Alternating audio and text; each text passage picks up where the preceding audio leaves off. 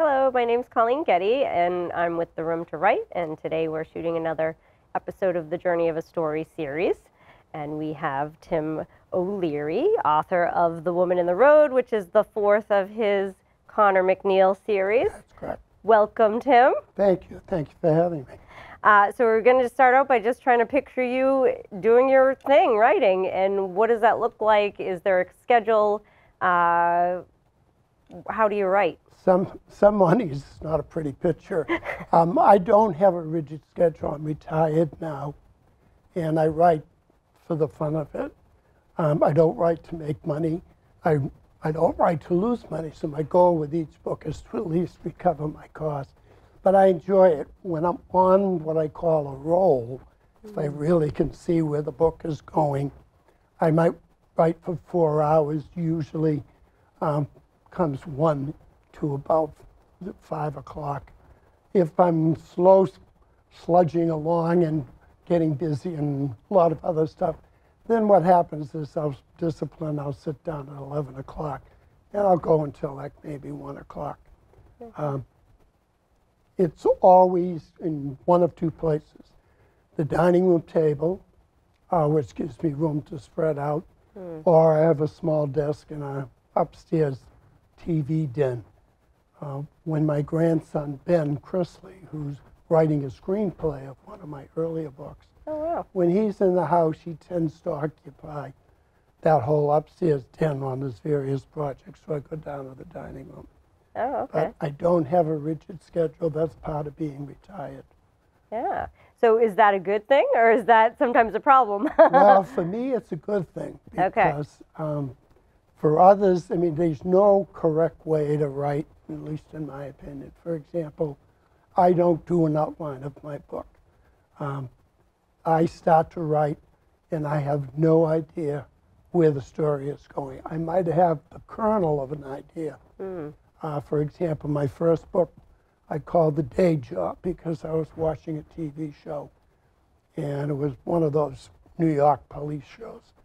And a person made the comment that every organized serial killer, as opposed to a spree killer, organized serial killer is one who can't resist the compulsion to kill, but he's very careful about it. They all have day jobs. So I thought to myself, what if the day job of a serial killer was being governor of Massachusetts? I had been a state rep, so I was very familiar with the State House, familiar with the governor's office. So I said, yeah, that's going to be the book. So I started writing it. The book almost wrote itself. Wow. Because I knew that one I didn't have an outline, but I knew enough about the building. I knew enough about the 3 governors I used to merge into one. And that was the first one.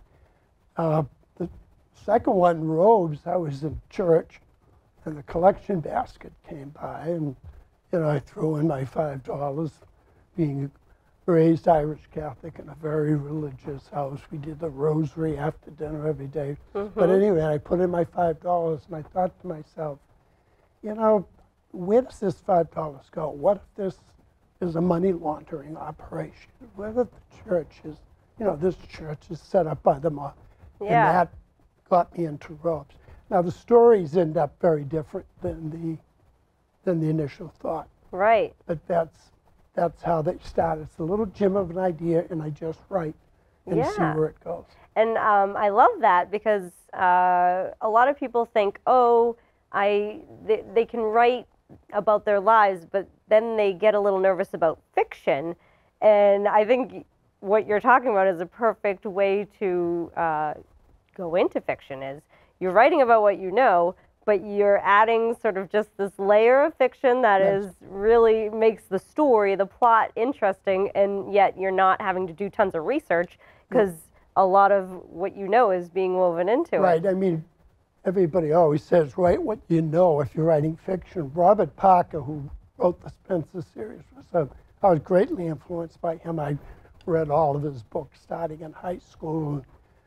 Have continued to read the ones that are done by other authors by agreement with his estate. But he used to say he didn't use an outline. So I said, oh, good, because I didn't like the idea of outline. He used to write 5 pages a day.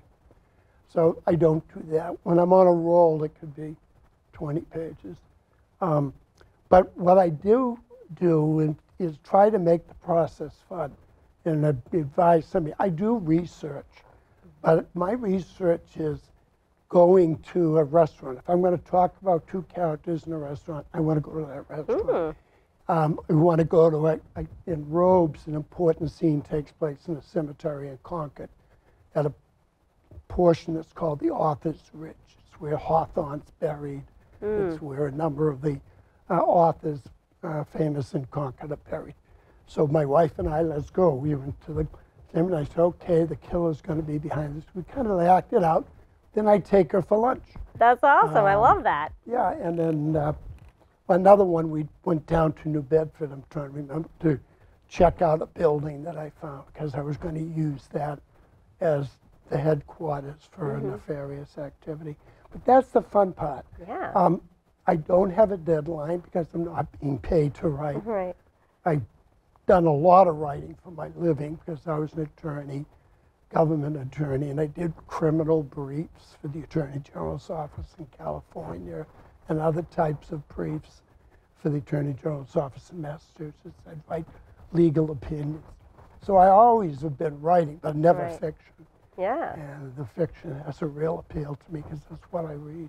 And so since you were an attorney, are you, and this is mysteries, which I'm guessing is Connor McNeill, the detective, or so do you have, did that writing experience professionally help in the creative writing, or no, it's totally separate? It's helped. I mean, I gave Connor McNeill my backstory. Now, this may, excuse me, come as a surprise to you because she's that much younger than me. But when I was a state rep, I went to jail because I was misusing campaign funds to pay college tuitions for the kids and whatever. So my 1 year in jail to build a house of correction gave me more insight in terms of the kinds of characters I was going to create. Right. I gave Connor my backstory. He's disbarred attorney, ex-state representative, and so because he's disbarred, he can't because he's been convicted of a felony, can't get a private detective's license, but he can work as a paralegal, and that's what he's working at when he stumbles into the mystery in Robes. Later, I've moved him on. He's now working with a licensed private detective, Calvin Washington, who I created in the Friends of Ed McGonigal. And so I use my own experiences, my knowledge, but I also use your imagination. I would tell anybody who's trying to write, use your imagination, and the important thing is write something. I saw as a kid a long time ago an interview with Norman Rockwell, and they said to him, how do you come up with your ideas for the Saturday Evening Post covers? And he said, I paint. He said, you don't stand at Wakefield again. What I always do is I draw a light pole, and then I put maybe a drunken sailor hanging onto the light pole. And they'll say, well, where did the drunken sailor have his drink? Why is he drinking? Is he married? Is he divorced? Is he a father? And then he pulls out a new piece of paper. So people who say, I've got writer's block, I said, just write. Write and see where it takes you. Yeah. It's nice to have an idea, but I have no idea where a book is going until I'm 3 or 4, maybe 5 chapters into it. Then you can always go back and change things, move chapters around. Right. So just to backtrack a little, when you wrote your first of the 4 books, there's 3 here, but you have 4, was this only after you retired, or did you always think, had any of these ideas come to you before, was it retired and now I'm writing? Or what was that whole transition there? Well, I was working the first one I wrote, the day job, because I had that idea watching TV. And I used to get in the office, which was across the street from the State House. I was the deputy director of the Mental Health Association. And I would get in the office at 6 o'clock. The office didn't open until 9. So I would write, and I would write for like 3 hours. Wow. And then my wife and I moved to Falmouth for 2 years. We thought we'd wanted to live in a home on the Cape. We came back after 2 years because we missed the grandkids. But when I was writing there, I used to write on the bus on the way to Boston. I would still get into work early.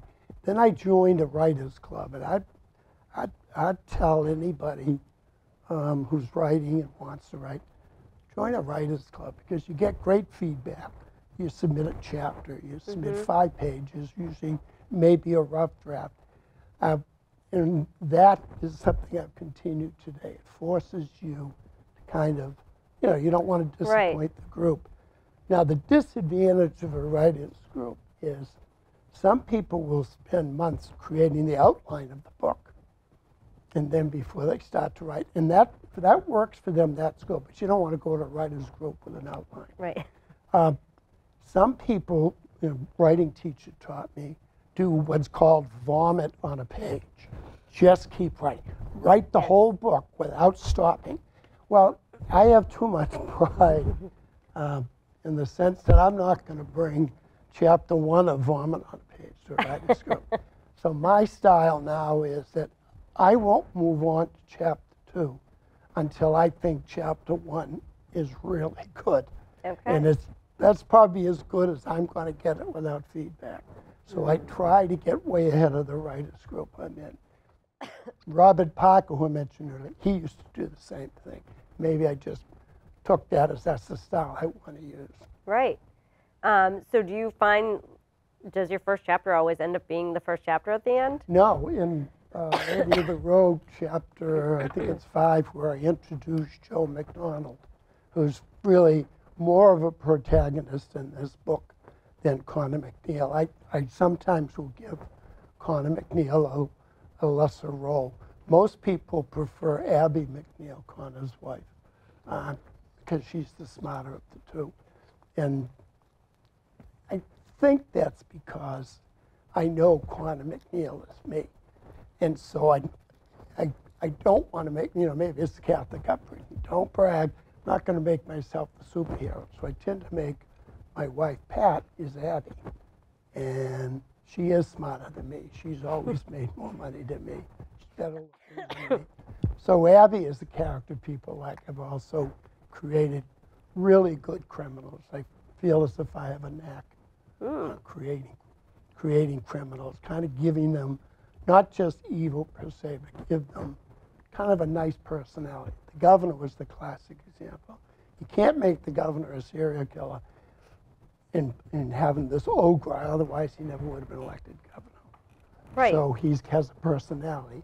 I have a scene where he's very good with a group of special needs youngsters and their parents. It kind of shows how he could get elected governor and yet have killed people in his past life where he was a football player. So in Robes, I create 3 gangsters who are fighting to take control over Encore, the Massachusetts casino, and at least the Boston version, although it's in Everett. Now, the other thing I do when I write, and people have commented, I use the real names of locations. And I used Encore. I mean, don't you think Encore's going? I said, no, it's fiction. Encore probably wouldn't mind the publicity if the book sells. And it gives a legitimacy to the story that these 3 mobsters, one is a Boston mobster, one is New Bedford, and one is Rhode Island, and they're all trying to get control over the gambling at Encore, and that's because casinos are the perfect place to launder money. And most casinos, back in the old day, I won't say this is Encore, they were used as laundry for gangsters. And it's easy, you just imagine, you want to clean $15,000, so you give $5,000 to Tom, Dick, and Harry. They go into a casino, they drop it at the thing, they get $5,000 in chips. They go out, they have lunch, they turn in the chips. You now have $15,000 in clean money, provided you pay taxes on it. You can say some of it at winnings, as long as you pay taxes on it. that's how most of them get caught. And I think kind of like you're talking about how you come up with your stories, using the real places. Somebody could live in another country and want to write about Boston, and they'd be using, so you're not having to do all that research of researching a place you don't live in. You already Right. have And these it's things. fun to do the research locally because you can do it. I'm not going to fly to Paris. Right. If I was on a trip to Scotland next year, I know we're going to have lunch at St. Andrews. So it's a thought. I might, kind of get the feel of St. Andrews and stick in a scene. I don't know. But the advantage of the local is you can still research it. You should. People, more than one, have commented to me that what they like about my books is the detail, the local detail. And when I almost never put a location in a book without giving the detail, having been there. This book, Woman in the Road, is a little different. It's mostly in Maine. There are some local scenes. The story for this book rose out of a conversation I had with Joe McDonough, a friend of mine who used to be very much involved with Melrose Cable TV when it was first created. He lived in Melrose when I met him. He was an attorney. He gave me the idea of a story on this little peninsula of land. And I put Joe in the CIA, and I added all sorts of stuff. And a lot of people have told me they think it's the best book I've written. I'll leave that to others. Good. You're improving then, if that's what they said? Well, if that's that's your what most they say. recent, I think right? the mistake I made in one of my books is they had too many characters. That personally is my favorite book. But it all depends on people's taste. So, But I sad part of this is Joe McDonough gets a 2-page acknowledgement. He was a great guy. And while my wife and I went on a trip to Alaska with our good friends, Joe died. And in real life? in real life, he was Joe McDonald in the book. So I had this tribute to him in the book. But book had already been launched. He had read it. He loved it. Oh, wow. So as his wife, Jerry, said to me, Jerry was on the board of Alderman in Melrose, a wonderful person. They both said Joe really liked the book, and I'm glad. He was ill. It wasn't the shock that he died. Sorry to bring in the bummer, but I think anyone who gets to, when you read the acknowledgement section, you can see what an extraordinary guy he was. Yeah. I think it's always interesting to read the acknowledgements because it gives you some insight into how the author went about writing their stories a lot of times by who they're thanking. One question I have is, all of yours are mysteries, and it sounds like you're saying you're a self-proclaimed pantser, which means you write by the seat of your pants. Yep. So do you always, a mystery has to get solved and it has to come together. So how does that work out? Are you just sort of at one point in the book, like, I gotta start to bring this together, or how to, maybe talk a little bit about that process of bringing it to resolution? What will happen? Mike, God, I'm blanking. Mickey Spillane, who wrote the Mike Hammer series. I watched him on an interview when I was probably in grammar school, and he said, "I write the last chapter of a mystery first. I reveal who the killer is." I just write it. It's at the beginning of the book? And then he goes to the beginning of the book and works his way to the last chapter. I tried that once. I said, no, I don't know who the killer is. And I literally, sometimes it's a mystery where I think I've left too many clues, and sometimes it surprises people, or sometimes it doesn't. Another author I read is John Sanford, which is a pseudonym for John LeCamp, I believe it is, who's a Pulitzer Prize winner. Well, he's got a book that's called the Prey series, Rules of Prey, and they're marvelous. And they're set in Minnesota. Main character is Lucas Davenport. Sometimes you know from page 1 who the killer is, and the whole mystery is how is Sanford going to catch them. I've used that approach in the day job. You know the governor is the serial killer. How are they going to expose that? The Woman in the Road is secret. There is a mystery and a surprise at the end, I think. Robes. I think. Yeah, I hope. Surprise to you too, huh? Robes, as you see who all the villains are, but you're still not sure who's the one who, shot the judge on page 1. and why the judge was shot. So that's true mystery. And the way I get to it is as I'm going through the book, and eventually what happens, your imagination kicks in. You see you're on a roll, and you say, okay, all right, I see how this could end. He's going to be the killer, or she's going to be the killer. They're going to find out because of this. And now I got to go back and change a few things in the chapters. I woke up in Woman of the Road. I woke up one night. This rarely happens to me. Once I go to sleep, I'm out. I woke up and I said, wait a minute, what if so-and-so is really so-and-so? And I said, okay, that's it.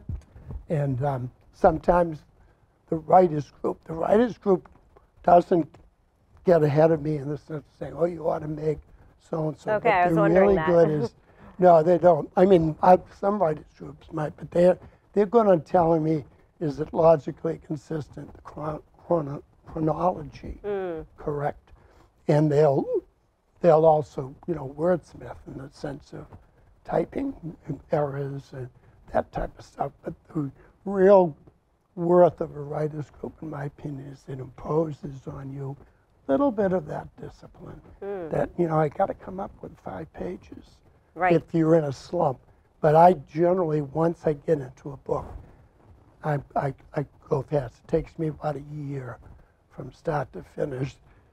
Come up with the 5th book, which I've started, it's taken me probably 2 weeks to write chapter 1, and it's only, maybe 6 pages, and that's because I've been distracted by, I'm going to help my grandson because he's doing a screenplay of Robes. I'm going to help, we're thinking of selling a house. I've got to start fixing things, and I'd say, well, nobody's paying me to do this, and I don't have a real deadline. Yeah, well, and I liked what you said at the beginning.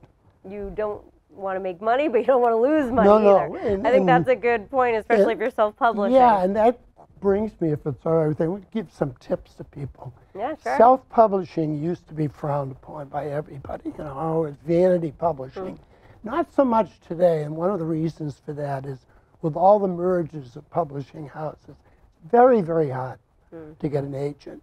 And publishing houses won't read your stuff unless you have an agent. Well, I'm 78 years old. No agent is looking to establish a lifelong relationship. And the writing may not be good enough. I tried for a long time to get an agent for the day job. Never got one. We sold 900 books. It may have been actually 950. Now that was when I was a big shot. I was in the news for good and for bad reasons.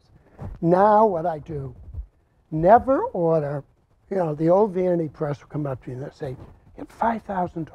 $5,000? You're only costing you, 50 cents a book. I said, great, that's still $2,500. Yeah. No, the average sale of self-published authors is $300. That's the average. So there are people who went higher, as I did in the day job. There are people who go a lot lower. So my recommendation, I always order 150 books because I know I can sell 150 books at a book launch in Melrose because I still have a lot of friends there. Or come close. And then I get the rest out to emails to my network. With The Woman in the Road, what I also discovered is I used to spend money on going to a professional typesetter who would put the book in the right, so they look like chapters. Well, you end up paying $300 for that, $400 for cover design, $400. And you end up with a book that's kind of for 150 copies, or sometimes 300 if you think it's really good. With The Woman in the Road, my biggest fan, my daughter, and I'm her biggest fan, Carrie, told me about you. There is a website, and I'm not a spokesman for them, I'm not compensated, and there may be others besides it, reedsy.com, REEDSY.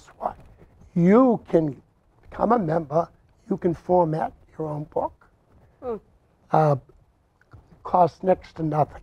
You then have the book, it goes onto a disk drive, and I went to a printer. I had a new printer this year for this book. 48-hour book. And like the name implies, you will get your books in 48 hours. Wow. In the mail? In the mail. They'll mail them to you, ship them author's copies. And you get, I ordered 125 and you get 25 free books. So I had my 150. So this book I'm not worried about.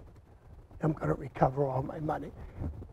The mistake I made is I ordered a second 125 because my wife convinced me that we were going to sell so many books at the book launch. Well, we didn't, but I'm getting rid of them. And the third thing that I think people should do when they're thinking self-publishing, try to get an agent. You can try to send out query letters, but it's very, very difficult. And most books that come out are nonfiction. 70% of the books published every year are nonfiction. Most of them are cookbooks. Cookbooks, travel guides, memoirs, a small amount. Fiction is about 30%. Most of the authors that generate those that have now, there's so many Patterson books, Grissom. And I'm not, hey, good luck, if I could write a Da Vinci Code, I'd have a publisher too. So I wouldn't look for an agent. I wouldn't waste a whole lot of time because if you're not in it to make money, if you want to write and be a professional writer, you're really going to need an agent.